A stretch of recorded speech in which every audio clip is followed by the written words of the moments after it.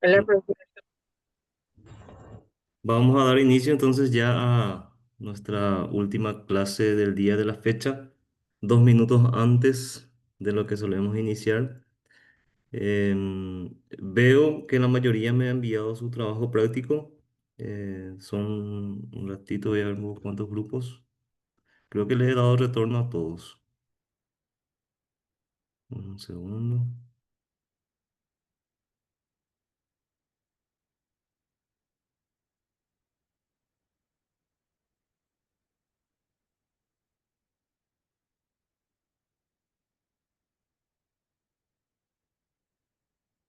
Un segundito. Tengo acá uno, dos, tres, cuatro, cinco, seis, siete, 8 grupos. No sé si son 8 grupos en total, pero por lo menos a quienes me enviaron en el WhatsApp, perdón, en el correo electrónico, les contesté a todos, ¿verdad? Buenas tardes a todos. Hola, doctor. Cristian soy. ¿Qué hace, doctor? ¿Cómo andamos? Bien, ¿y vos? Bien, bien. Yo te Vamos a envié, estar. creo que te envié hoy a la una, parece. Ah, entonces a vos todavía no te di retorno. Ah, mira, No, un pero, ratito. pero no me rebotó el correo, lo que significa que envié bien. Ujú. Ahora me fijo. Ok. Sí, acá tengo, acá tengo. Pone, no nomás ya todo total de puntos, doctor. Ahí Ore acá vale puse. tereima con módulo. Por ahora te puse recibido. Ya está, gracias. Bueno, tengo pendiente con ustedes la corrección del examen parcial. Y luego mañana ya es el examen final, va a ser sobre 60 puntos, así como ya les había comentado. Y los temas o el formato de desarrollo de ese examen final va a ser igual que la del examen parcial, porque aún no se ha logrado restablecer la plataforma del IPEL. Entonces van a recibir seguramente el Google Forms y a partir de ahí van a aplicar el mismo sistema de evaluación establecido para el examen parcial. Tema de trabajos prácticos. Se quedó congelado el eh, profe. ¿Tú sí? ¿Quieres decir algo? No, Sí, Susito dijo, Sí. yo internet no nomás debe ser. se me quedó colgado. Dale, gracias. Bueno, les decía que el trabajo práctico en sí, salvo que exista alguna falla grave en el desarrollo, prácticamente todos tienen asegurado el puntaje, ¿verdad? Es parte del proceso. Y el examen de mañana en un alto porcentaje va a ser nuevamente selección múltiple. Ustedes van a tener sus materiales a mano eh, para poder estudiarlo, leerlo antes y poder rendir bien otra vez mañana, ¿verdad? Seguramente el resultado con el puntaje total alcanzado va a estar para dentro de una semana otra vez, ¿verdad? Y no obstante, yo me voy a poner en campaña para poder corregir todos los exámenes y trabajos prácticos lo antes posible, que ustedes tengan disponible la evaluación de este módulo, que es el último y luego les queda pendiente la defensa de trabajo final, que seguramente va a ser dentro de poco también, ¿verdad? Bueno, hoy vamos a procurar no sé si hay alguna duda o consulta antes de arrancar.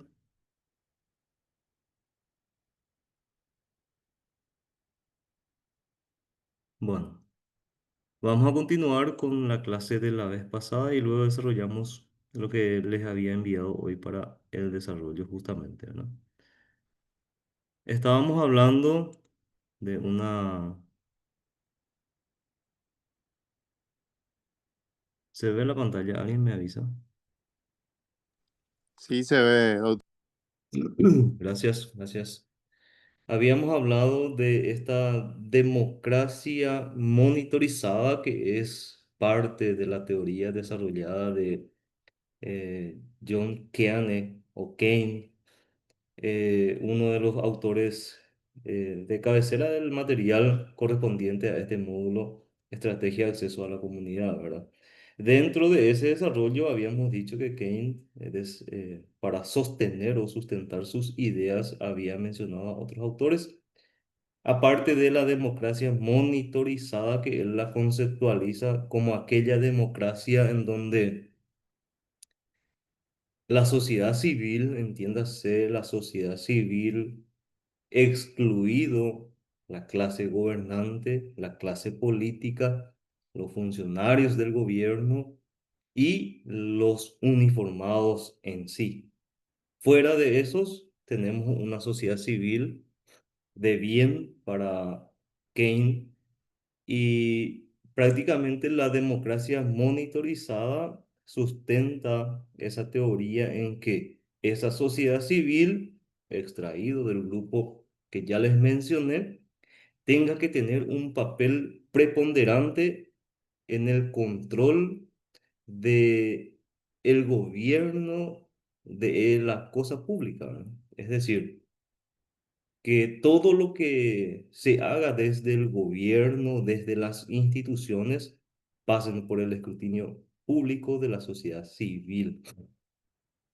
Es una sociedad civil que desde su esfera extra poder o fuera del gobierno colabora eh, como un contralor ciudadano a las gestiones del gobierno.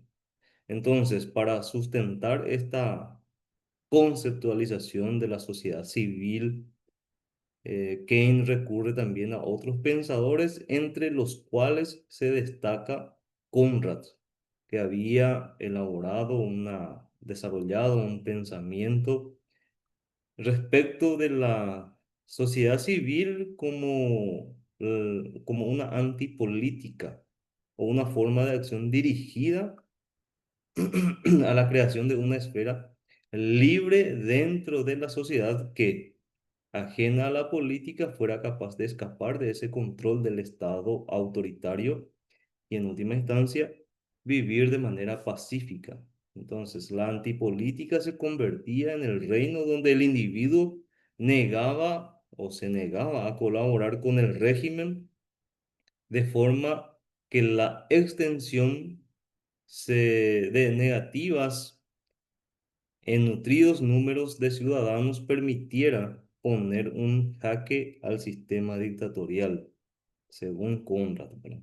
El discurso de la antipolítica adquiere unos tintes contrarios tanto a los representantes políticos como al ejército y la vincula de forma directa con la sociedad civil también, pues según el propio Conrad, la antipolítica lucha para poner a los políticos en su lugar, asegurándose de que no salgan de allí y que nunca sobrepasen su verdadero oficio. La antipolítica es el ethos de la sociedad civil y la sociedad, la antítesis de la sociedad militar. Entonces, para Conrad, la sociedad civil es la antítesis o lo contrario a la sociedad militar y el ethos o la forma, la esencia de esta sociedad se convierte en algo sustraído de la esfera de los gobernantes que él denomina dictadores, ¿verdad?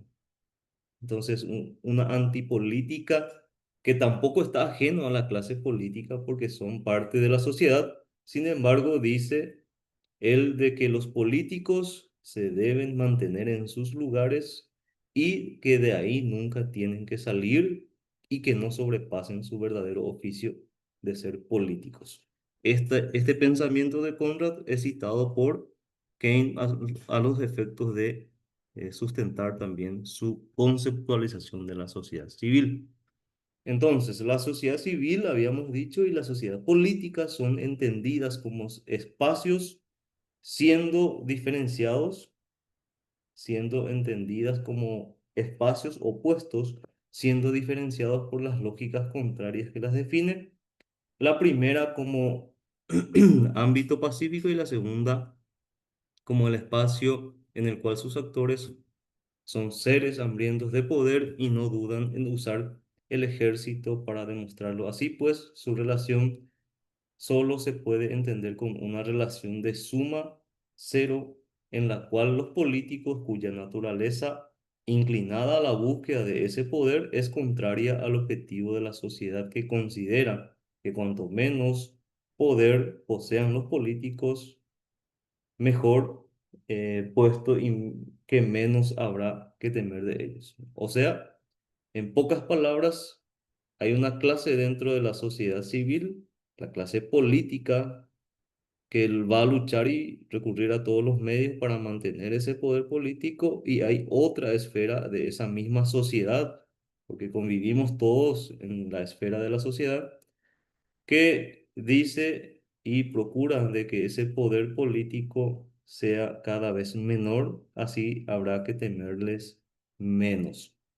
La sociedad civil ha cobrado vital importancia, habíamos dicho, junto al Estado para participar en la búsqueda de un propósito ético por fomentar lazos de solidaridad, para coordinar y para configurar el bien público, para ampliar la posibilidad de los recursos morales y en definitiva para dotar de una comprensión más entendida dentro del sistema democrático del quienes gobiernan, ¿verdad?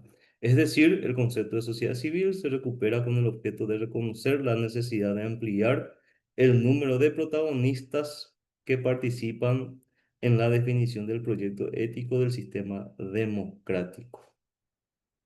Avanzando un poco más rápido, creo que esto ya habíamos desarrollado. Vamos a ir directamente a Keynes, que considera que las perspectivas que excluyen a la economía de la sociedad civil y que ponen el acento en los lazos exclusivamente solidarios son perspectivas puristas que se equivocan tanto desde consideraciones descriptivas como tácticas, al evitar, con el pensamiento dualista entre mercado y sociedad civil, poner el freno a los problemas que de facto o de hecho se dan dentro del mercado, y no permitir a su vez emplear algunos mecanismos del mercado justamente para la expansión y consolidación de esta sociedad civil de bien que él lo considera, ¿verdad? Este debate será crucial sobre el papel de los medios de comunicación como agentes básicos de la sociedad civil. Luego había recurrido también a Walser para seguir sosteniendo su teoría. Voy avanzando rápido porque esto ya lo habíamos desarrollado la vez pasada. La propuesta pluralista de Keynes en cuanto a la conceptualización de la sociedad civil busca introducir un principio básico que establezca una condición mínima y necesaria para la viabilidad del proyecto democrático, que permita discriminar la mala de la buena sociedad de acuerdo con el nivel de pluralismo que garanticen sus agentes, denominando a este principio como el principio de reciprocidad que debe de reinar en la sociedad. Este principio de reciprocidad es el reconocimiento, en el planteamiento siempre de Keynes busca que las asociaciones que actúan activamente y de manera pública amenaza este valor a través de la promoción del odio o la intolerancia, el racismo o el antisemitismo o la xenofobia sean excluidos o no tenidos en cuenta. La urgente necesidad de fomentar una vibrante esfera civil para la mejora de la democracia deben tener presente que la planificación de fervientes asociaciones de naturaleza excluyente no hace ningún bien al sistema democrático. Es decir, esa parte de la sociedad civil que fomenta el odio, la intolerancia, el racismo, etcétera, son parte, reconoce también como parte de la sociedad civil, pero que este sector nada contribuye al mejoramiento del sistema democrático. Entonces, ¿qué discrimina una sociedad del bien y una sociedad que más o menos apoya todo lo malo o lo contraproducente para el sistema democrático? Cabe destacar en esta última distinción la claridad a la hora de discriminar aquello que es considerado como parte de la sociedad civil respecto de aquello que no lo es, de acuerdo con un principio normativo como el de reciprocidad. Keynes por ejemplo, llega a teorizar cómo se planteará más adelante sobre lo que denomina como la sociedad incivil a aquellos agentes que, siendo no gubernamentales, están caracterizados por unas formas de actuación violentas. Es decir, para Keynes existe una sociedad civil que es del bien y hay una parte de la sociedad civil también, ¿verdad? Pero que no se dedican, en pocas palabras, a hacer el bien. Entonces, a ese sector de la sociedad, de manera excluyente, los denomina sociedad incivil.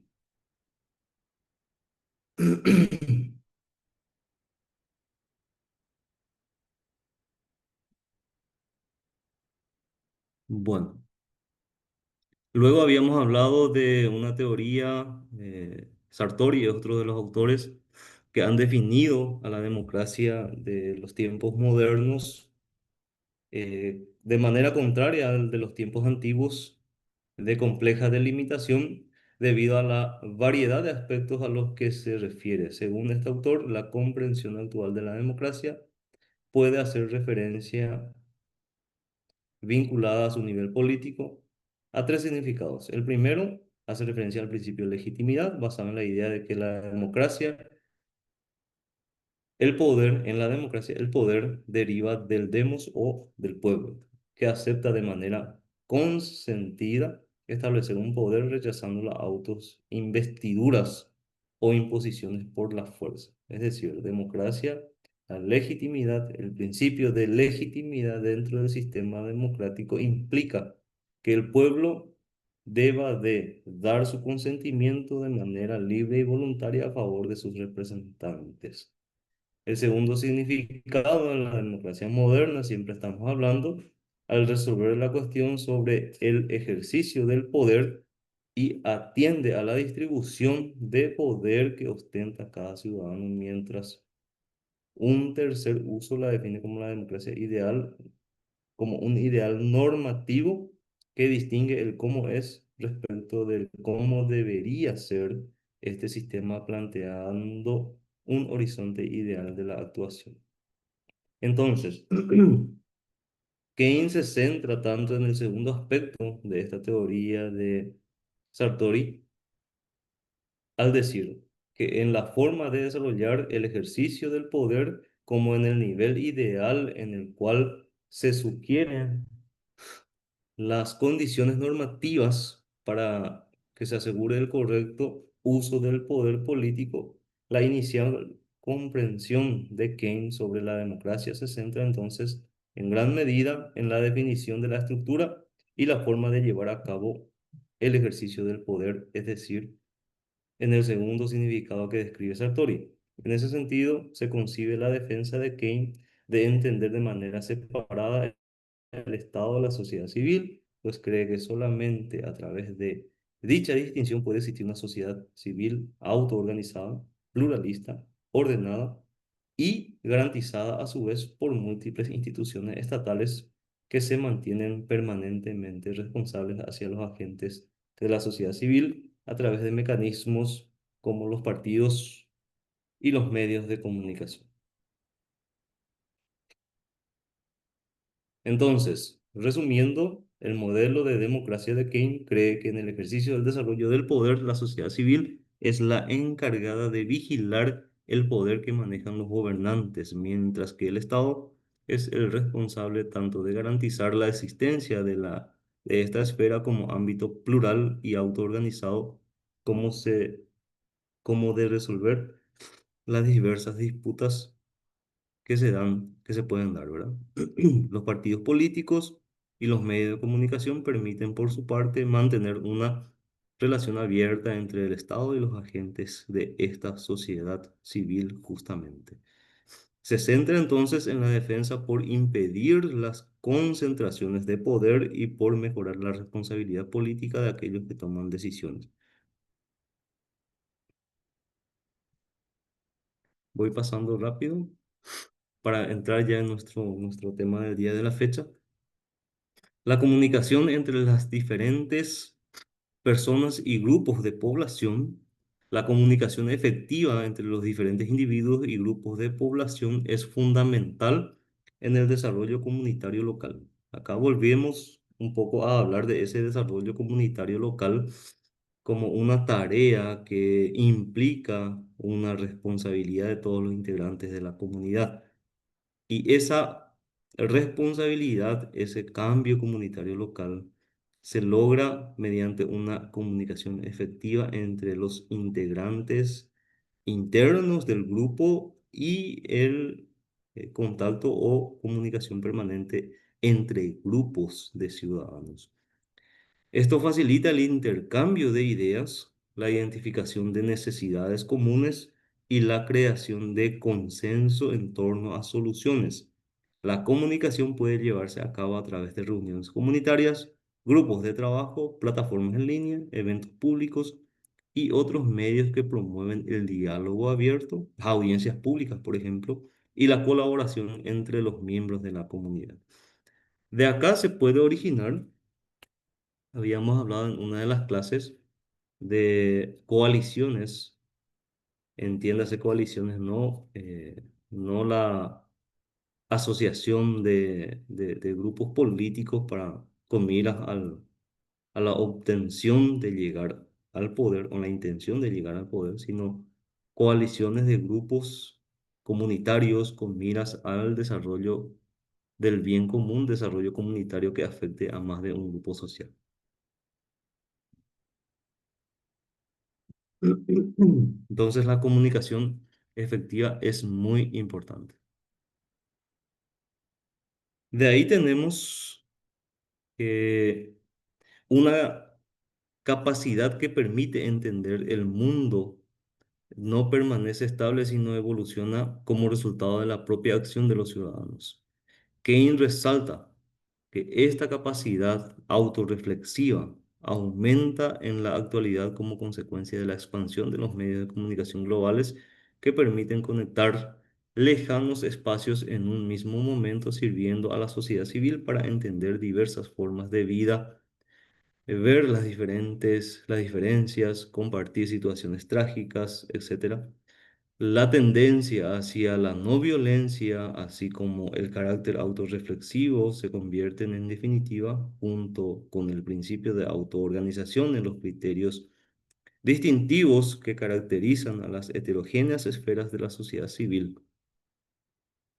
Hegel cree que la sociedad civil es el resultado de un complejo y largo proceso histórico.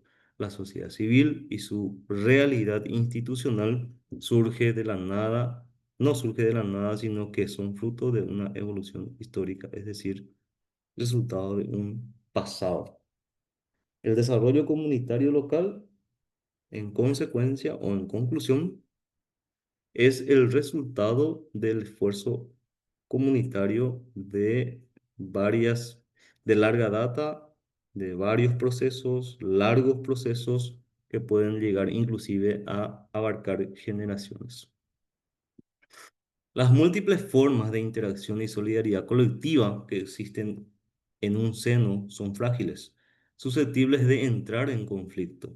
Según esta premisa, la sociedad civil está marcada por un carácter fragmentado y múltiple, con grupos que presentan intereses a veces comunes y otras veces enfrentados, y donde son ajenas las luchas por el poder o por otros recursos. Es decir, se reconoce que la sociedad civil presenta un carácter cuya solidaridad es frágil y cuya complejidad impide entenderla como un espacio único y homogéneo, una idea que lleva a ampliar, como se ha señalado, la comprensión sobre las direcciones sobre las cuales la sociedad civil ejerce presión, que ya no se concibe por Keynes como dirigida exclusiva hacia el Estado, sino también hacia otros órganos de la sociedad civil.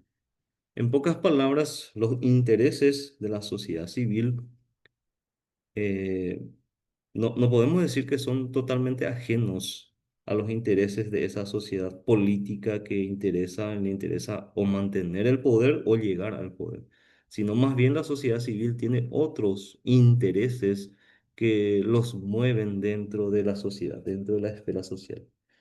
La comunicación es muy importante, reiteramos, entre los integrantes del grupo y entre sociedades, porque permite interconectar a las personas, a los grupos e inclusive puede trascender fronteras a través de la comunicación. Y la sociedad civil, bien como cualquier otra sociedad o grupos de gobierno, puede ser que tengan intereses distintos entre ellas.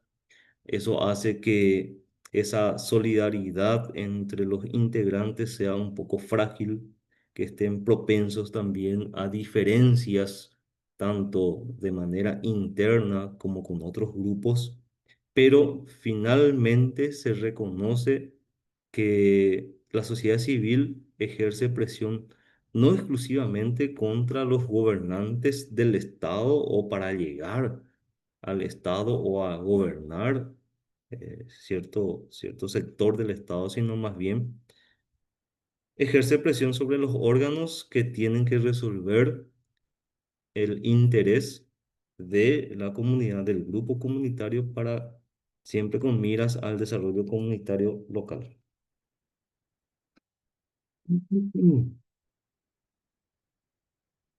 Esta nueva cosmovisión, tal y como la denomina el propio Keynes, ha aparecido con fuerza como consecuencia de una serie de acontecimientos que se vienen produciendo desde finales de la década de los 80. La reactivación, pocos años antes del término de la sociedad civil en Europa del Este, la percepción de los efectos revolucionarios de la comunicación a través de satélites e Internet, la nueva conciencia planetaria gracias a movimientos ecologistas y por la paz, por ejemplo, la percepción de un orden planetario global, la globalización de la información, por ejemplo, como consecuencia de la caída de regímenes anteriores, totalitarios como el soviético que cita acá, y el crecimiento y expansión del mercado capitalista, el mercado libre, en la libre comercialización, mercado Mercosur, por ejemplo, o de repente el mercado común europeo también. Finalmente, la desilusión provocada por el incumplimiento de las promesas del Estado postcolonial conllevan a lo que tenemos hoy como una cosmovisión de lo que es la sociedad civil y la intercomunicación, el avance de la globalización gracias a la tecnología. En ese sentido, es esencial tener presente que la comprensión global que adquiere esta sociedad de sociedades interconectadas depende de la expansión de los medios de comunicación de masas sobre la cual se apoya el proceso de interrelación planetaria entre unos ciudadanos que precedentemente proceden de diversos contextos, se ven capacitados por fortalecer diferentes vínculos entre ellos. Es más, la creciente consolidación de la sociedad civil globalizada depende del desarrollo y de la implementación de una estructura determinada de instituciones mediáticas a lo largo del globo o del planeta, ya que la consolidación de los bienes con los que se asocia normalmente a la sociedad civil global requiere de un modelo mediático concreto que les permita hacerlo realidad para todos los contextos. Con eso prácticamente cerramos lo referente a sociedad civil, la teoría desarrollada por Keynes. Quiero que tengan en cuenta eh, un concepto, una idea general en cuanto para el desarrollo del examen de lo que significa la democracia monitorizada, la sociedad civil de Keynes, la antipolítica de Conrad, por ejemplo, son cuestiones que deben de tenerlo en cuenta para un buen desarrollo del examen. Pasamos ahora a ver un poco o retomar o tal vez repasar aquellos conceptos referentes a los líderes naturales de la comunidad. Dentro del desarrollo comunitario local, es común que emerjan líderes naturales que ejerzan influencia positiva en sus comunidades. Estos líderes pueden ser identificados por su capacidad para motivar, organizar y representar los intereses de los demás. Su liderazgo puede fortalecer la cohesión social, facilitar la toma de decisiones colectivas y promover la participación activa en iniciativas comunitarias. Los líderes naturales de la comunidad no es solamente aquel líder, habíamos dicho, no es solamente aquel que se autoproclama, autodefine o se presenta como líder de la comunidad.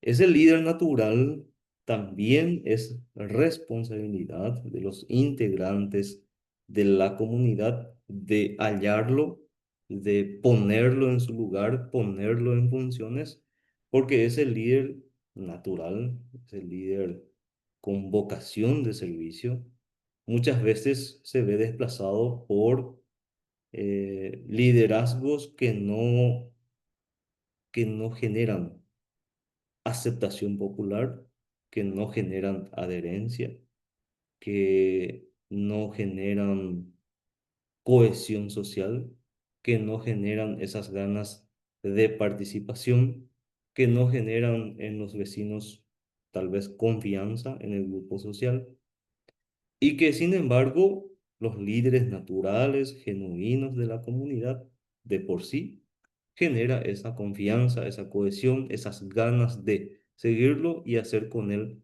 todas las tareas concernientes al logro de los objetivos trazados como desarrollo comunitario local. Entonces, el surgimiento de líderes naturales entre la comunidad no es solamente responsabilidad del que se autoproclama líder o se presenta como líder en la comunidad, sino también de los propios integrantes de la comunidad para poder tener un líder que sea, que tenga esa vocación de servicio y que sea aceptado naturalmente por la mayoría, al menos, de los integrantes de la comunidad o del grupo social.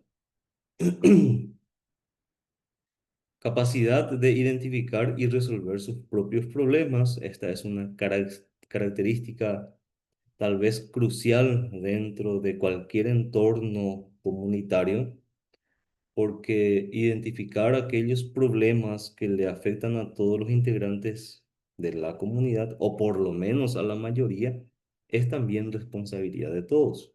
Por lo tanto, un aspecto crucial del desarrollo comunitario es capacitar a los residentes para que puedan identificar y abordar sus propios problemas de manera efectiva. Esto implica fortalecer habilidades de resolución de problemas, fomentar la autoconfianza, proporcionar los recursos y el apoyo necesario que la comunidad, para que la comunidad pueda implementar soluciones sostenibles adaptadas a sus necesidades específicas. Es decir, se reitera que la solución definitiva de aquellos problemas que afectan o aquejan a la comunidad, o por lo menos a la mayoría, es responsabilidad de los afectados identificar y trabajar en la resolución de esos problemas para que estas soluciones sean sostenibles en el tiempo y que surtan los efectos deseados por la mayoría de la comunidad. Es decir, inmiscuirse en las soluciones, en la identificación del problema, porque muchas veces es fácil identificar, plagiarse, no sé, tirar críticas, pero cuesta mucho a veces aportar nuestro granito de arena en pos del desarrollo comunitario local. Muchas veces vemos, eh, no sé, baches, falta de desagüe pluvial, desagüe alcantarillado sanitario, agua potable. Y es fácil tuitear, no sé, publicar, postear o lo que sea el problema, pero seamos también parte de la solución, es el mensaje. La democracia como método habitual para la toma de decisiones en la comunidad. El sistema democrático es, eh, podríamos decir, la democracia es antigua, no es un descubrimiento muy reciente que digamos, porque se aplicaba ya en la Grecia antigua, la democracia más directa. Vamos a hablar otra vez enseguida de eso. Y la democracia en sí es la mejor forma de tener esa participación o posibilidad de lograr consensos a favor de la mayoría. En un desarrollo comunitario efectivo, la democracia participativa, hay una diferencia entre democracia representativa y participativa. Nosotros tenemos los dos, en teoría, en nuestra legislación paraguaya, en la Constitución. La democracia participativa, por un lado, implica que todos los miembros de la comunidad tengan la oportunidad de influir en las decisiones que afecten sus vidas. Esto incluye la participación en procesos de planificación, formulación de políticas locales, asignación de recursos y la evaluación de los resultados. No es solamente identificar, planificar, ejecutar. También hay una parte muy importante que se refiere a la evaluación permanente de los resultados obtenidos en ese marco del desarrollo comunitario local. La democracia participativa promueve la transparencia, la equidad y la rendición de cuentas dentro de la comunidad. La democracia no sé si alguien tiene el concepto, pero coloquialmente es el gobierno del pueblo, por el pueblo, para el pueblo. Y en pocas palabras, democracia es el gobierno de la mayoría. Entonces, hay que tener cuidado también de que esa mayoría no se convierta en una dictadura o autoritarismo de la mayoría. Es decir, dentro de nuestro grupo social que existan, comisiones que se mantengan gracias a una mayoría comunitaria y que eso perdure en el tiempo gracias a una mayoría muchas veces artificial. ¿Por qué artificial? Porque no todos los miembros de la comunidad quieren participar. Por eso o no se le da el derecho a participar. Por eso habla nuestro material de democracia participativa. Esto se ve mucho, por ejemplo, en las juntas de saneamiento de las distintas comunidades, que suelen tener líos justamente porque el padrón de usuario está alterado, existen excluidos, etcétera, etcétera, porque la comisión directiva de la junta de saneamiento debe mantenerse en el poder. Entonces, a los que no son leales, adeptos o apoyan su comisión directiva, buscan la forma para excluirlo del padrón y evitar que participen. Eso no es un espíritu democrático, eso sería un autoritarismo de la mayoría que gobierna gracias al abuso justamente del sistema democrático en el sentido de que abusan porque aseguran la mayoría siempre para presentarse en elecciones. No sé si me voy dando a entender en la idea. Democracia participativa, entonces debería de ser ese modelo ideal mediante el cual todos los integrantes de la comunidad tengan posibilidad de participar, no solo en la identificación del problema, sino en la planificación, formulación de políticas locales en cuanto a asignación de recursos, ejecución y también en la evaluación de los resultados dentro de ese marco del desarrollo comunitario local. Estos tipos de participación en el desarrollo comunitario local son fundamentales para fortalecer ese tejido social, empoderar a los residentes y promover un desarrollo inclusivo y sostenible que respondan a las necesidades y aspiraciones genuinas de la comunidad en su conjunto. No sé si hay alguna duda hasta acá. ¿Estamos bien? ¿Se me durmieron todos? No, profe, muy claro está todo. Bueno, pasamos al último material y dependiendo del horario en que termine la exposición de este material, ya van a tener libre para poder estudiar el examen de mañana. Bueno, ¿me avisan si se ve la proyección?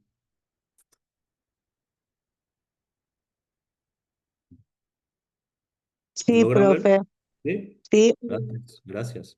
Mm. Bueno, unidad 7 cortito, tiene dos puntos principales que nos hablan nuevamente, nos reitera, nos hace énfasis de la participación en un desarrollo comunitario local, la participación activa de los actores sociales y la organización de todos los sectores de la comunidad. Esta participación ciudadana, ya habíamos visto que la democracia ateniense es una de las primeras formas de gobierno en cuanto a la participación directa del pueblo. Pero aún así, las democracias de Atenas que se desarrollaban por medio de asambleas públicas, donde se discutían y tomaban decisiones sobre políticas que afectaban a toda la comunidad, como por ejemplo cuestiones relevantes a las guerras o fijación de impuestos, tenía también sus defectos, porque la democracia ateniense, eh, por, por el solo hecho de su antigüedad, el tiempo en que se desarrolló, implica que no todos los ciudadanos tenían posibilidades o derechos a participar de estas asambleas. En aquella época existían muchas esclavitudes, no todos los varones tenían derecho a participar de estas asambleas, como los libertos, por ejemplo, no tenían derechos, aquellos que no tenían bienes, aquellos que no tenían bienes inmuebles o cierto estatus, no participaban de estas asambleas. Entonces, si bien es una forma de gobierno, una participación ciudadana, tuvo su impacto muy positivo en las comunidades porque permitía esta colaboración del pueblo, por lo menos una parte del pueblo discriminado, sí, pero por lo menos participaban en la toma de decisiones que afectaban a toda la comunidad. Luego sobrevino en el transcurso de la historia hechos muy relevantes, como por ejemplo la Revolución Francesa, 1789, la participación ciudadana en las luchas por los derechos civiles, esta historia, esta lucha histórica por la participación ha desempeñado un papel fundamental en la lucha de los derechos civiles y políticos, especialmente en los Estados Unidos, por ejemplo, con quien no le conoce a Martin Luther King, Washington, 1963, la lucha por la no discriminación racial ha generado un cambio importante. La democracia representativa versus la democracia participativa, porque no es solamente buscar una democracia representativa, sino también participativa. Una democracia representativa, por ejemplo, los ciudadanos eligen a sus representantes, como su nombre lo dice, para que tomen decisiones en nombre del pueblo. Por otro lado, en una democracia participativa, los ciudadanos tienen un papel preponderante en el proceso de la toma de decisiones. Ambas formas de democracia se han utilizado a lo largo de la historia. En los últimos tiempos ha habido un aumento en la demanda por una mayor participación de la de la ciudadanía, perdón, de manera directa en la toma de decisiones.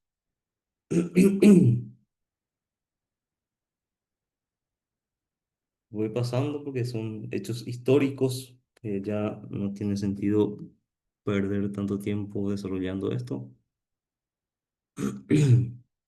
La democracia moderna, por ejemplo, tiene algunas limitaciones en comparación con la del modelo antiguo, ya que la mayor parte de los ciudadanos se reduce a votar y el hecho de votar se limita a una única ocasión cada cierto número de años.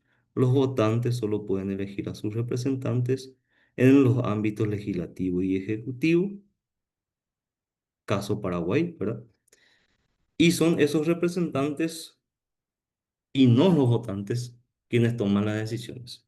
En nuestra democracia participativa, pluralista y de representación proporcional, el pueblo paraguayo elige solamente a dos de los tres poderes en los que está dividido ese poder genuino, ese poder público, esa soberanía que reside en el pueblo.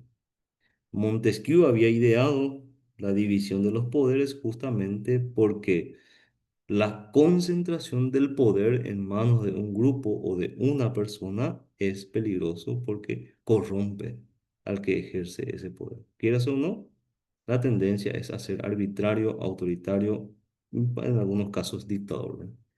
Entonces,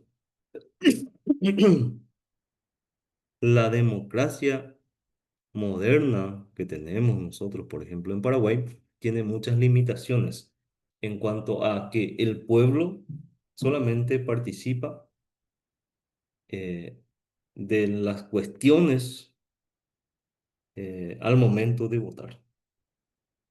Luego ya queda privado, ni siquiera tiene facultades para revocar ese mandato hasta que vuelva a llegar esos 5 años. La tendencia sería a que podamos lograr una mayor participación a favor del pueblo. Hoy día nuestra democracia permite una democracia participativa limitada a referéndums y a iniciativa popular, que son las dos formas de democracia semidirecta reconocidas por nuestra legislación electoral y la Constitución, para que podamos como pueblo influir en algo, en las decisiones que se toman desde el gobierno, ¿verdad? Democracia moderna. Evidentemente, para llegar a lo que es hoy, la democracia ha transcurrido o ha pasado por largas luchas históricas, como por ejemplo en los siglos XVI y XVII, uno de los primeros países democráticos en Europa fue polaco-lituana, república de dos naciones con sistema político de mancomunidad llamado democracia de los nobles o libertad dorada. Se caracterizaba por la limitación del poder del monarca por las leyes y la Cámara Legislativa. Entonces acá había una especie de avance, pero no tan significativo. Este sistema fue el precursor de los conceptos modernos de democracia: monarquía constitucional, más tarde federación. Siglo XVIII y XIX, 1780, desarrollo de movimientos sociales que se identifican a sí mismos como con el término de democracia. Desde finales de la década de 1770, las nuevas constituciones limitaban los poderes de los gobernantes basándose en la Carta Magna de 1215 o la Bill of Rights de 1689, que fueron las primeras constituciones para muchos estudiosos que marcaron ese inicio de la era del constitucionalismo. En 1215 se suele citar mucho también al rey Juan Sin Tierra, que era un rey que prácticamente gobernaba, pero no tenía, se fue perdiendo mucho territorio y no pudo recuperar. Entonces Juan Sin Tierra se destacaba también su gobierno por los altos impuestos que finalmente eh, terminaron con el levantamiento del pueblo, los varones, que le hicieron firmar una carta con ciertos números de derechos a favor, libertades y derechos a favor de la ciudadanía. En 1789, la Revolución Francesa, todo el mundo, o sea, lo más conocido, la Revolución Francesa. Hasta 1799, la Asamblea Nacional promulga los derechos del hombre y del ciudadano el 26 de agosto de 1789. El sufragio universal masculino recién en 1792 se logró. Es decir, a partir de 1792 en adelante, recién podemos decir que el sufragio masculino fue universal. La abolición de la esclavitud en las colonias francesas también en 1794. Ya en el siglo XIX aparecen los partidos políticos que competían por los votos, extensión de los derechos políticos a varias clases sociales, supresión de los requisitos de la riqueza, la propiedad, sexo, raza o similares para el voto e introducción del voto secreto en cuanto a elecciones. En Paraguay, nosotros fuimos también parte de de la creación de los partidos políticos ya en el siglo XIX. 1887 son los dos partidos tradicionales más grandes que tenemos. Y antes que eso, 1928, eh, la fundación del Partido Comunista Paraguayo y 1936 el Partido Febrerista con esa revolución desarrollada en febrero por el coronel Rafael Franco, ¿verdad? La democracia en el siglo XX se caracteriza por la desaparición o debilitamiento de las monarquías luego de la Primera Guerra Mundial. De las subsistentes, la mayoría han permanecido bajo formas atenuadas con escasos poderes reales, ¿verdad? En el caso de los reinados, hay muy pocas monarquías hoy día y si bien existen reyes o reina, tienen muy pocos poderes hoy día sobre el pueblo. Más bien es simbólico. El reconocimiento del voto a los pobres o no propietarios es otra característica de la democracia del siglo XX. El reconocimiento del derecho a votar y ser votado a las mujeres, que en el caso de Paraguay se dieron entre los años 1961 y 1963, plena era dictatorial para muchos. El gobierno de Alfredo Stroessner, que empezó en 1954 y en 1961 o 63, las mujeres paraguayas lograron esa igualdad en cuanto al voto. También la democracia del siglo XX está caracterizada por la descolonización de la mayor parte. En este caso, África habla del material y Asia, gobernados en aquellas épocas por monarquías. También la democracia del siglo XX, el movimiento por los derechos civiles en Estados Unidos y la consecuente protección del voto de las minorías raciales en 1964. Recién desde ese momento puede hablarse de la existencia de un gobierno democrático en Estados Unidos. 1964, Martin Luther King, ¿recuerdan? La caída generalizada de las dictaduras militares en Latinoamérica, 1980 a 1990. En Paraguay, la dictadura cayó en 1989. Entonces, la participación activa de los actores sociales es fundamental en el desarrollo comunitario. Esto incluye a todos los individuos, grupos, organizaciones que tienen un interés en el bienestar y el desarrollo de la comunidad. Los actores sociales pueden ser líderes comunitarios, miembros de grupos cívicos, voluntarios, empresarios locales, educadores, profesionales de la salud, entre otros. La participación activa implica contribuir con ideas, recursos, habilidades y tiempo para identificar los problemas, planificar las acciones y llevar a cabo iniciativas que beneficien a la comunidad en su conjunto. Y una vez puesto en ejecución, recuerden que la evaluación de los resultados también es parte de la participación comunitaria en el desarrollo local. Entonces, para lograr un desarrollo comunitario efectivo, es crucial garantizar todos los sectores de la comunidad en torno a objetivos comunes. Esto implica la colaboración entre diferentes grupos sociales, económicos, culturales y políticos que coexisten dentro del área geográfica específica. La organización en sectores incluye asegurarse de que todos los grupos tengan voz y representación en los procesos de toma de decisiones, así como fomentar la inclusión y la diversidad de perspectivas en la planificación y ejecución de proyectos comunitarios.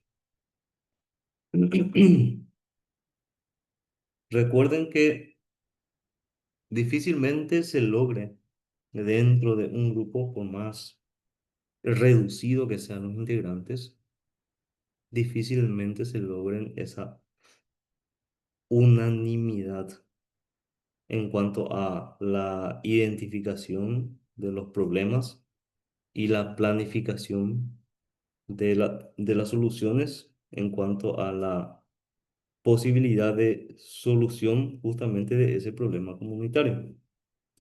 Para eso existe y es muy útil, lo dijimos recién, el sistema democrático. Cuando dentro de un grupo de vecinos, de actores sociales, no se logra esa unanimidad, porque es muy difícil luego respetar a quienes piensan igual y más difícil aún es respetar quienes piensan distinto. Entonces, a partir de ahí, aplicado correctamente un sistema democrático, la resultante dentro de esa toma de decisiones tiene que ser la resultante del apoyo o acuerdo de por lo menos la mayoría. Esa mayoría que dentro del sistema democrático implica que el gobierno se debe de basar en decisiones que se tomen por mayoría. Eso no quiere decir que se deje de lado totalmente el pensamiento o la forma de ver de las situaciones o del problema de las minorías. Al contrario, estas minorías se quedan con un rol fundamental en cuanto a controlar, son contralores de que la decisión tomada por mayoría sea ejecutada correctamente en pos del bienestar de toda la comunidad. La participación activa de los actores sociales y la organización de todos los sectores de la comunidad son fundamentales para promover la cohesión social, la equidad y la sostenibilidad en el desarrollo comunitario local. Trabajar juntos de manera colaborativa y coordinada, los diversos grupos pueden aprovechar sus recursos y fortalezas para abordar desafíos comunes y construir una comunidad más próspera y resiliente. Es decir, muchas veces eh, la suerte o el gobierno, tal vez local o departamental o, por qué no, nacional, muchas veces no acompaña la solución de ese problema local que aqueja al grupo social, ¿verdad? Entonces, es muy importante la participación activa de todos los actores sociales para que no necesariamente estén pendientes o dependientes de las soluciones o las ayudas que puedan llegar desde los gobiernos locales. Entiéndase gobierno local, eh, municipio o gobernaciones que son los más cercanos a las comunidades de la ciudad. Y un poco más lejano, tal vez, el gobierno central. Por ello, decimos que la participación activa, la cohesión social, la equidad reinante dentro del seno del grupo social conllevan a la posibilidad de, primero, lograr el desarrollo comunitario local y luego para que sea sostenible. Porque trabajando todos juntos, si no hay apoyo de las autoridades locales, la comunidad o el grupo social puede de igual manera lograr ese desarrollo comunitario local, solamente que va a costar seguramente un poco más de trabajo, pero todos juntos se puede. La sociedad civil, nuevamente acá tocamos un poco para decir que es en un concepto amplio que se refiere a todos los individuos, organizaciones que no forman parte del gobierno ni del sector empresarial, pero que tienen un papel activo en la sociedad y en la toma de decisiones. En este artículo, se profundizarán sobre los actores y organismos que conforman la sociedad civil y su importancia en la construcción de la sociedad más justa y participativa. Parecido más o menos a la sociedad civil descrita por Keynes en su teoría, ¿verdad? Yo les reitero de que no se queden solamente con unos conceptos vertidos de repente en alguna de las unidades, sino que tengan la capacidad de reflexionar sobre las diversas formas de ver y conceptualizar a la sociedad civil. Desde esta perspectiva, la sociedad civil es un conjunto de actores organizados que tienen como objetivo generar cambios en la sociedad a través de la participación ciudadana. Esta participación puede darse de diversas formas, tales como la organización de grupos sociales, la creación de movimientos de ciudadanos, la promoción de campañas de concientización, entre otras, ¿verdad? La sociedad civil entonces es un espacio de encuentro, de diálogo entre diferentes actores sociales donde se pueden construir consensos. Los consensos se construyen y se pueden generar acciones colectivas para abordar problemáticas sociales. En este sentido, la sociedad civil es un actor fundamental en la construcción de una sociedad más justa y participativa, reiterando un poco lo mencionado anteriormente. Dentro de un grupo social cualquiera, por más mínimo de integrantes que tenga, lograr ese consenso es muy difícil porque cada una de las personas tiene su propia convicción, tiene su propia forma de ver las cosas, de ver o identificar los problemas y muy difícilmente exista una unidad de criterio en cuanto a objetivos o tal vez problemas que afectan a toda la comunidad. Lo que le afecta a un integrante, tal vez al otro integrante no. Por eso habla de que los consensos se construyen, y más todavía cuando estamos hablando de colectivos sociales. Muchas personas, muchas formas de ver las cosas y lograr consensos es muy difícil. En los casos de que no se logre construir estos consensos, necesariamente se debe recurrir al sistema democrático, es decir, la toma de decisiones por mayoría, siempre apuntando, siempre apuntando a la construcción de una sociedad más justa y participativa. Entonces, ¿quiénes conforman la sociedad civil? Las ONGs son organizaciones sin fines de lucro que se dedican a la promoción y defensa de los derechos humanos, el medio ambiente, la cultura, la educación, entre otros temas. Estas organizaciones son independientes del gobierno y de las empresas y su funcionamiento proviene de donaciones de aportes a la sociedad. Existen ONGs internacionales, que la clase pasada dijimos, que se manejan por el derecho internacional público. Existen ONGs nacionales, porque ONGs no hay que satanizarlos. ONGs es la organización de esa sociedad civil que no forma parte del gobierno. Puede estar integrado en un 100% por compatriotas eh, del territorio nacional, ¿verdad? No, no necesariamente tienen que ser ONGs internacionales, ¿verdad?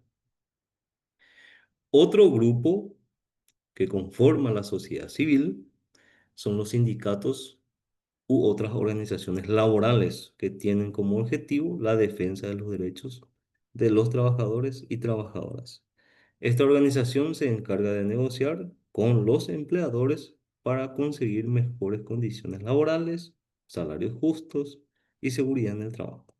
Es decir, bajo esta denominación están reunidos todos aquellos trabajadores que tengan por finalidad o compartan la finalidad de luchar por condiciones laborales más favorables, salarios más justos, seguridad en el trabajo y todo lo que tenga que ver con el bienestar laboral. Porque no, que yo sepa, no hay ni una organización que luche para estar peor. Siempre se lucha para estar mejor en todos los aspectos y en todas las esferas sociales. La comunidad de vecinos, por ejemplo, nunca se van a unir para destruir caminos, por ejemplo, ¿verdad? Sino se unen para construir, para mejorar. Los movimientos sociales, por su parte, son grupos de personas que se organizan para defender una causa específica, como la lucha contra la discriminación, el feminismo, la defensa de los derechos de los migrantes, entre otros. Estos movimientos sociales buscan generar cambios en la sociedad y en las políticas públicas a través de la movilización ciudadana. Movimientos sociales que se generan o se juntan personas que comparten estos objetivos y van luchando en ese contexto. También tenemos la Asociación de Vecinos, que he visto que hay trabajos prácticos muy interesantes al respecto. Son organizaciones que se dedican a la defensa de los intereses de los vecinos y vecinas de un barrio o comunidad.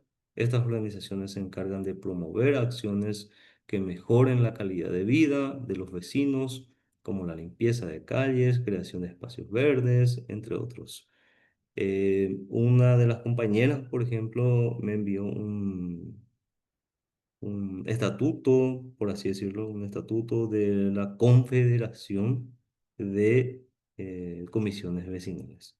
Están muy bien organizados y están estructurados y se apoyan mutuamente a través de esa organización que aglomera a diferentes comisiones vecinales.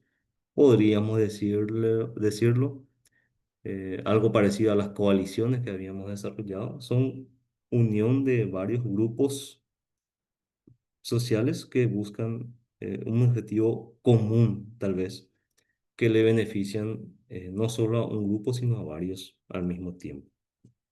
Comisiones o asociaciones de vecinos.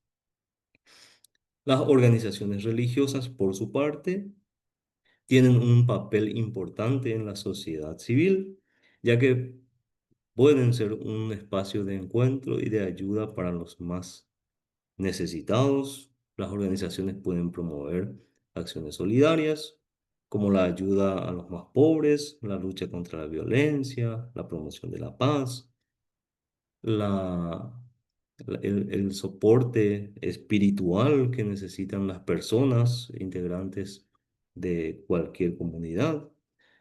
Ellos también, las organizaciones religiosas también cumplen un rol muy importante dentro de la sociedad civil porque no son parte del gobierno. Bueno, las organizaciones de la sociedad civil internacional, las ONG internacional, son aquellas que tienen presencia en diferentes países que se dedican a la promoción de los derechos humanos. Por lo general, estas organizaciones tienen un papel fundamental en la lucha contra la pobreza, la discriminación, la violencia en la expresión de todas sus formas. eh, Cuestiones que forman parte del el actuar de estas organizaciones que trascienden fronteras. De hecho, que al aterrizar o al fijar sus bases en nuestro territorio nacional, suelen, eh, se tienen que guiar por el derecho internacional público primeramente. Luego, para establecer sus bases acá, está de más decir que deben de dar cumplimiento a la legislación local en cuanto a inscripción de personería jurídica, funcionamiento, pago de impuestos, etcétera, ¿verdad? Tienen que dar cumplimiento a la legislación interna también. ¿Por qué es importante la sociedad civil? Porque La sociedad civil es un factor fundamental en la construcción de una sociedad más justa y participativa. Gracias a su participación activa, la sociedad civil puede generar cambios en la sociedad y en las políticas públicas, promover la defensa de los derechos humanos, la igualdad, fomentar la participación ciudadana en la toma de decisiones.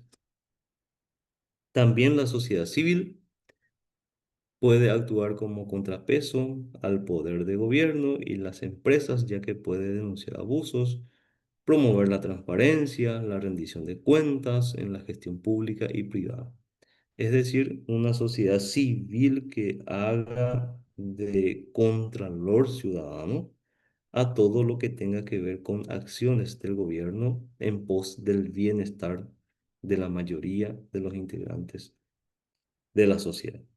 Entonces, la sociedad civil es un actor fundamental en la construcción de una sociedad más justa y participativa, reiteramos, ya que puede generar cambios en la sociedad y en las políticas públicas, promoviendo la defensa de los derechos humanos y fomentando la participación ciudadana en las decisiones. Llegando ya a la unidad 8. Me atacan si es que hay preguntas, algo que no estén entendiendo. Voy rápido porque son cuestiones que creo que ya desarrollamos desde las primeras unidades en cuanto al desarrollo comunitario local, que es el eje principal de esta asignatura, ¿verdad?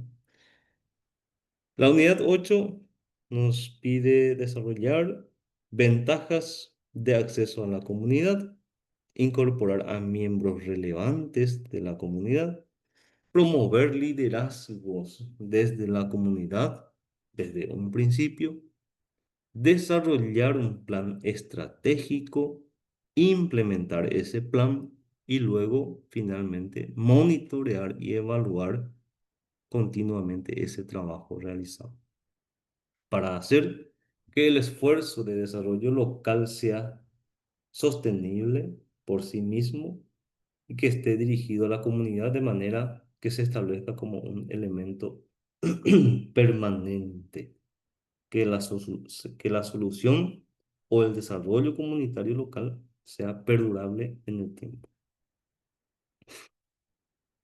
Yendo un poco a el primer ítem, incorporar a miembros relevantes de la comunidad.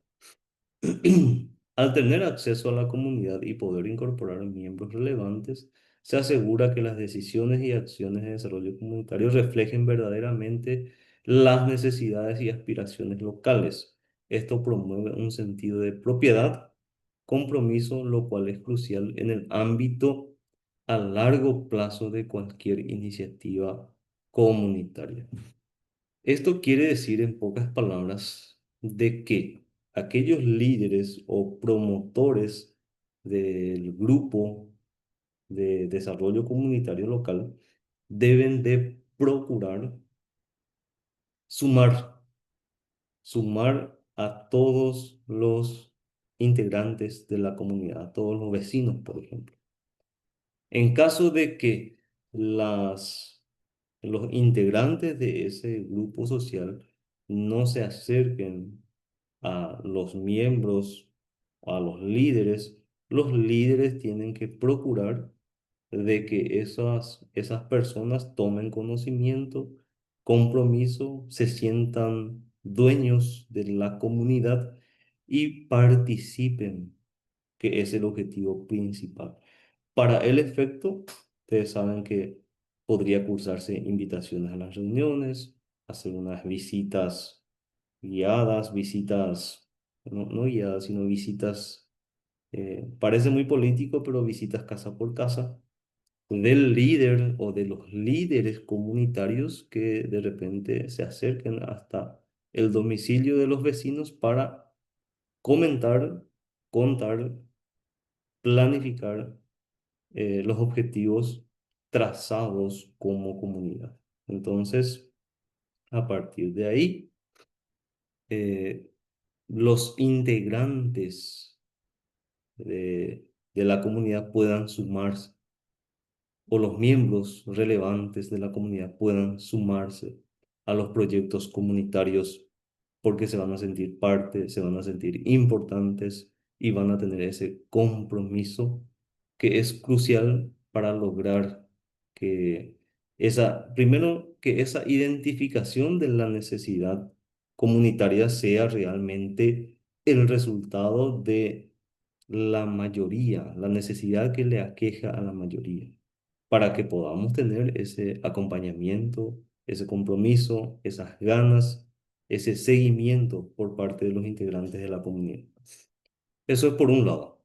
Por el otro, promover el liderazgo desde una comunidad o desde dentro de la comunidad desde un principio.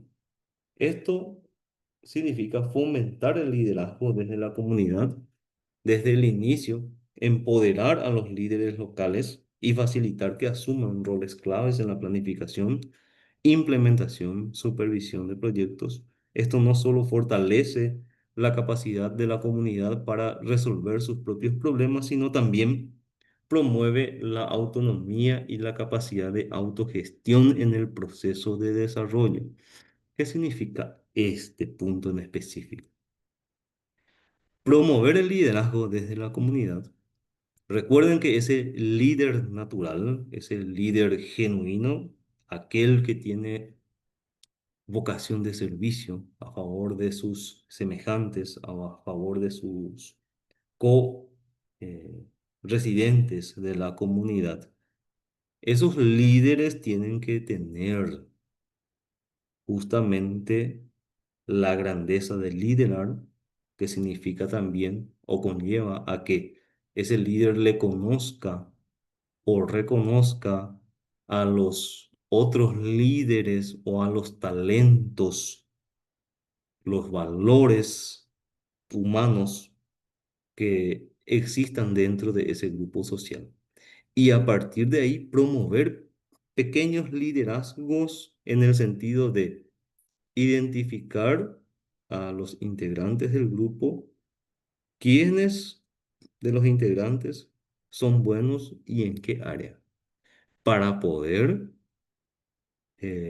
reasignar tareas o pedir servicios a las personas con mayor afinidad a tal o cual cosa. Es decir, identificar a los integrantes de la comunidad y promover ese liderazgo digo bien, desde el inicio, desde el seno de cada organización. Es decir, otorgar o designar roles a aquellas personas que sean aptas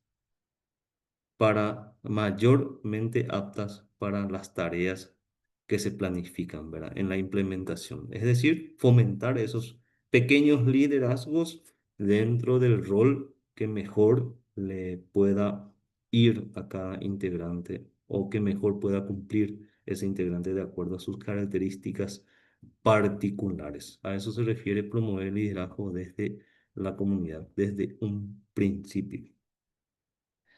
Desarrollar un plan estratégico, esto ya es reiterativo porque primero hay que identificar, esto lo venimos repitiendo desde las primeras unidades. Desarrollar un plan estratégico significa el acceso a la comunidad permite desarrollar un plan estratégico que aborde de manera sistemática las necesidades identificadas y los objetivos establecidos. Este plan estratégico debe ser diseñado de manera colaborativa y participativa, asegurando que todas las voces sean escuchadas y que se consideren múltiples perspectivas y recursos disponibles. Esto quiere decir que desarrollar un plan estratégico requiere previamente una buena identificación de las necesidades para poder trazar unos objetivos que sean acordes a la solución de esas necesidades. Es decir, ser asertivos como comunidad en identificar el problema a ser solucionado. Implementar un plan, porque aquello de identificar el problema, establecer los objetivos, implica también en el siguiente paso implementar un plan. Una vez desarrollado el plan estratégico, El acceso continuo a la comunidad facilita la implementación efectiva de las actividades y proyectos ya planificados con anterioridad. Esto implica movilizar recursos, coordinar esfuerzos y asegurar el compromiso de todos los actores involucrados en la ejecución de las acciones definidas en el plan. Entonces, esos mini liderazgos que hablé recién tienen mucho que ver como estrategia en la implementación del plan, porque cada uno va a trabajar en aquello que mejor le salga o que más le guste o que sea acorde a su talento, ¿verdad? Entonces, se verán involucrados o más comprometidos en el desarrollo de esas acciones bien definidas dentro del desarrollo comunitario local. Y una vez ejecutados, logrado el objetivo de desarrollo comunitario local, no solamente debe quedar ahí el trabajo culminado o el plan ejecutado. Monitorear y evaluar continuamente ese trabajo es fundamental. La capacidad de acceso a la comunidad también permite monitorear y evaluar continuamente el progreso de los resultados obtenidos. Esto es crucial para ajustar estrategias, corregir desviaciones y mejorar la efectividad de las intervenciones en tiempo real, asegurando que las acciones implementadas estén alineados a los objetivos y las necesidades cambiantes de la comunidad. Hacer que el esfuerzo de desarrollo local se sostenga por sí mismo y esté dirigido a la comunidad de manera que se establezca como un elemento permanente. Realizado. Reitero, se identifican las necesidades, se planifica, se ejecuta y luego se monitorea y evalúa qué tan efectivo y permanente, autosustentable es la solución lograda dentro de ese desarrollo comunitario local. Entonces, monitorear y evaluar continuamente ese trabajo. Finalmente, el acceso a la comunidad facilita la creación de capacidades locales y la promoción de estructuras de gobernanza que permitan que el esfuerzo del desarrollo local se sostenga a largo plazo. Esto implica construir sistemas y recursos que permitan a la comunidad continuar gestionando y beneficiándose de las iniciativas de desarrollo de manera autónoma, sostenible, estableciendo un legado duradero para las generaciones futuras. En resumen, el acceso efectivo a la comunidad no solo mejora la relevancia y la eficacia de las intervenciones de desarrollo, sino que también fortalece la capacidad de la comunidad para dirigir y sostener sus propios esfuerzos de desarrollo a largo plazo. Existen diferentes etapas entonces en cuanto a la identificación, elaboración del plan, ejecución, monitorear y evaluar el trabajo realizado para que esto pueda perdurar y que efectivamente cumpla los objetivos trazados.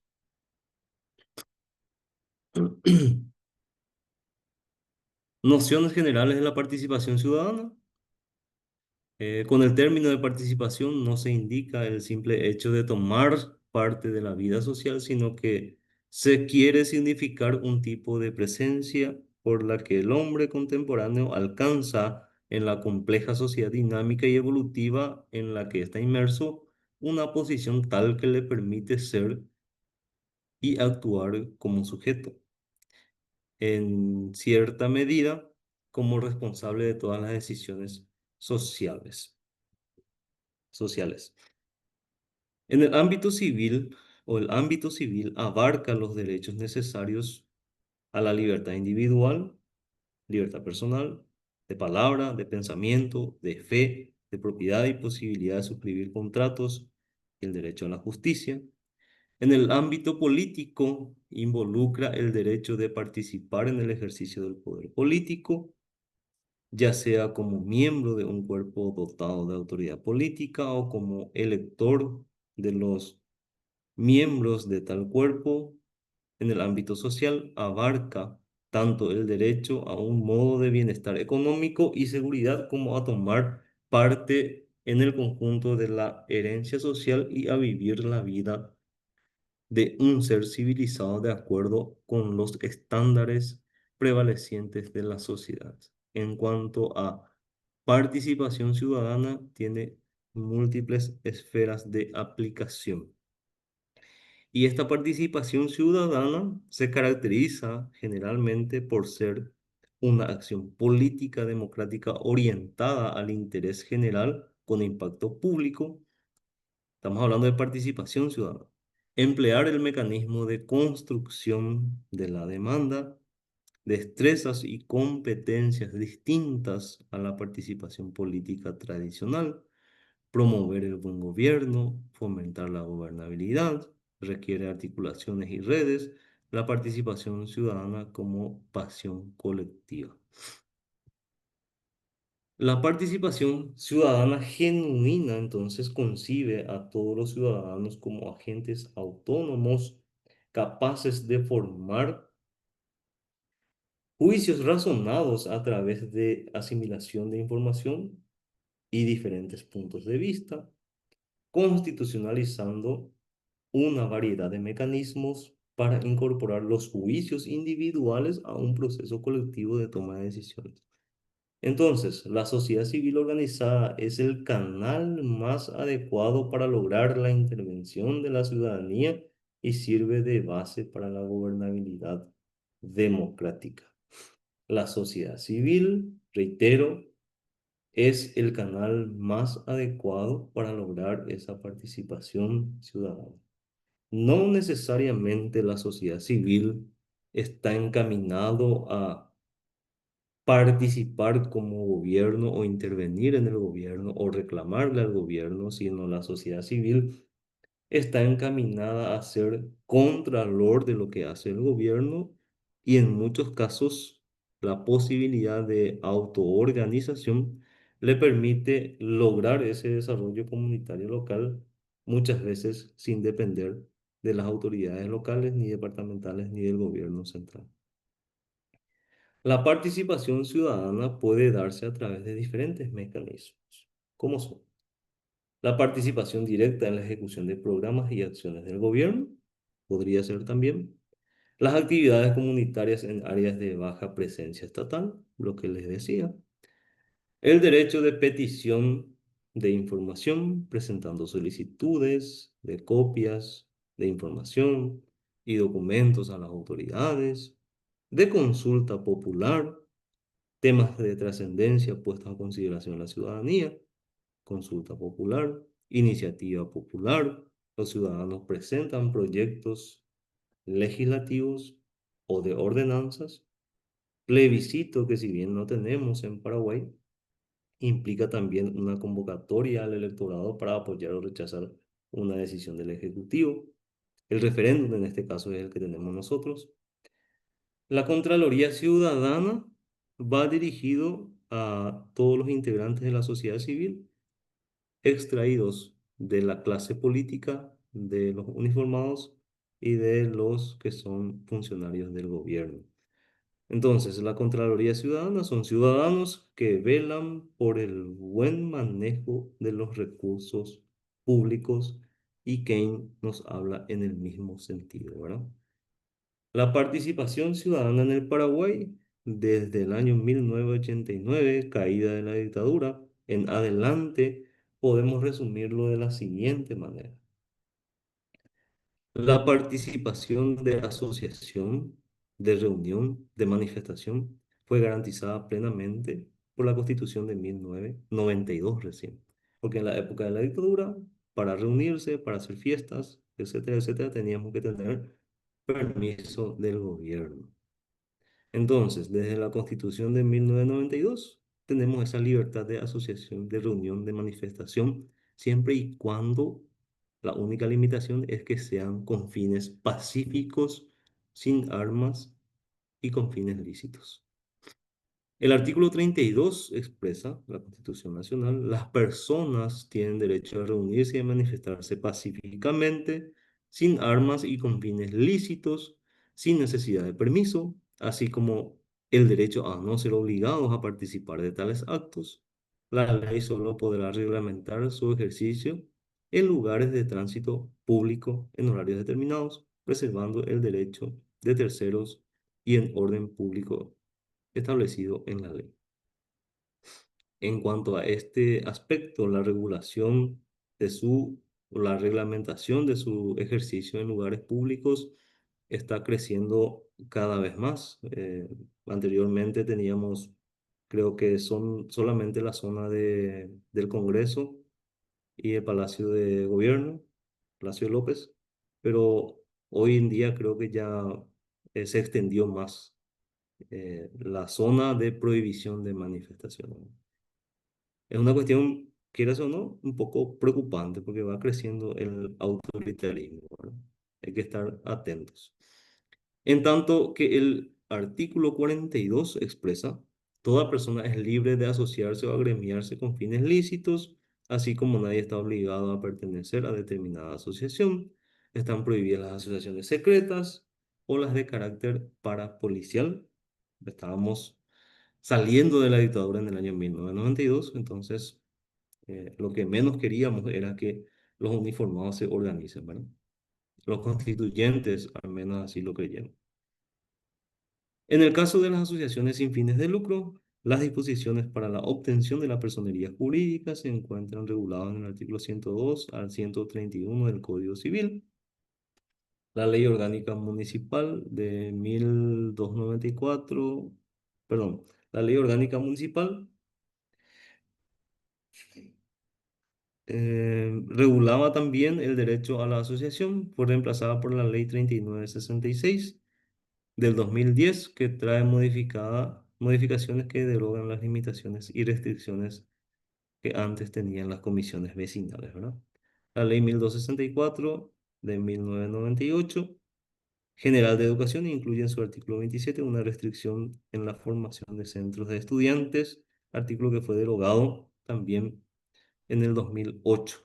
Y hoy día lo que más tenemos son centros de estudiantes, ¿verdad? Situación de la participación ciudadana en Paraguay. Vamos cerrando con esto. Los resultados de la encuesta de hogares del 2002 permite apreciar el nivel de asociación de nuestra población sobre la población paraguaya de 15 años y más asociada a un grupo u organización revela el 25,3% está asociado y un 67,9% no lo está en asociaciones de algún tipo, ¿verdad? Estos datos en realidad habría que actualizarlos ya, pero me imagino que ha crecido. En cuanto al tipo de organización, ocupan los primeros lugares los grupos religiosos, las comisiones vecinales y cooperativas. Siguen en ese orden de importancia las asociaciones, sindicatos, comités de agricultores, grupos deportivos, grupos juveniles, movimientos políticos, entre otros. Yo diría que también partidos políticos, porque de un tiempo a esta parte, a hoy tenemos 35 partidos políticos vigentes, llegamos a tener en un momento dado 41 partidos políticos, ¿verdad? Luego fue depurado y quedó en 35. El clima de cambios posterior al golpe de Estado del 2 y 3 de febrero de 1989 se manifiesta, entre otras cosas, por las siguientes situaciones: libertades públicas, un nuevo código electoral, una constitución democrática, la ruptura del monopolio político del Partido Colorado. O sea, tenemos más partidos de oposición en el gobierno, en el Congreso. Tuvimos también una alternancia en el 2008. Son cuestiones que se van dando gracias a la democracia de nuestro país. Y la incipiente creación de ciudadanía, aumentaron los sindicatos. Estos son números muy, yo creo que habrá que crecido más ya. En el año 2002 teníamos 22.800 sindicalizados del total de trabajadores y antes del golpe de Estado era 75.000, ¿verdad? En el transcurso de un año. Sí, de 22.000 que era en el golpe de Estado, pasó a 75.000 en el transcurso de un año. Bueno, las organizaciones campesinas también aumentaron. Los pobladores de zonas marginales también se organizaron. El movimiento femenino está más organizado, el aumento de organizaciones juveniles y estudiantes. En cuanto a lo político, se fue modificando el mapa electoral siguiendo nuevos actores políticos, surgiendo, perdón, nuevos autores políticos. Se pasó de un sistema de dos grandes partidos a tener más opciones y más partidos que integran el Congreso actualmente, ¿verdad? Muy bien. El proceso de democratización requiere la continuidad del fortalecimiento de la sociedad civil, su capacidad de continuar rehaciendo el tejido atomizado que heredó del régimen autoritario. La constitución de las organizaciones sociales todavía es incipiente pese al camino andado.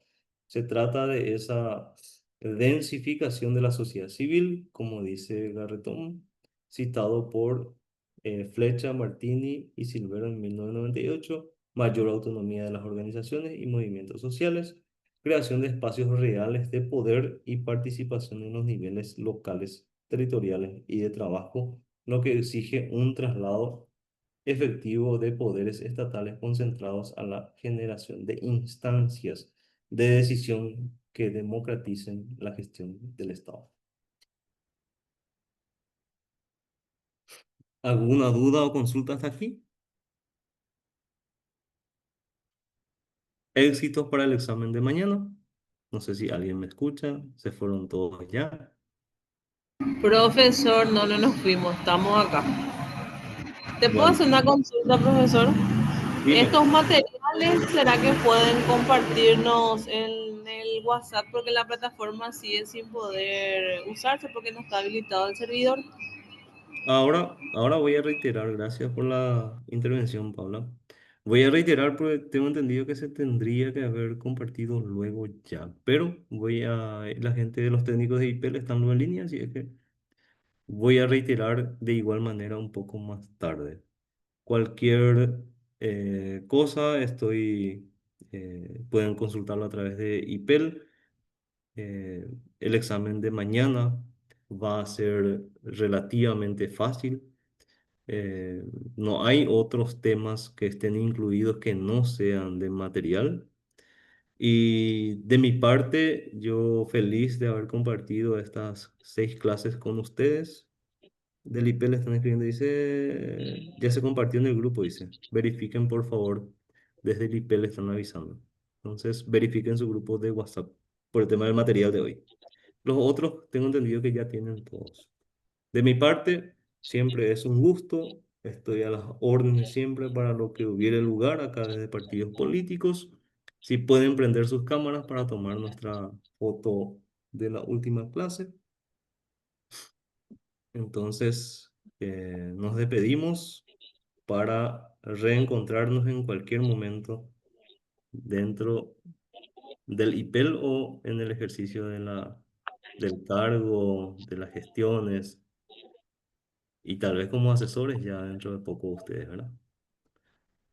Ahí tomo la foto en 3, 2, 1. Ahí está.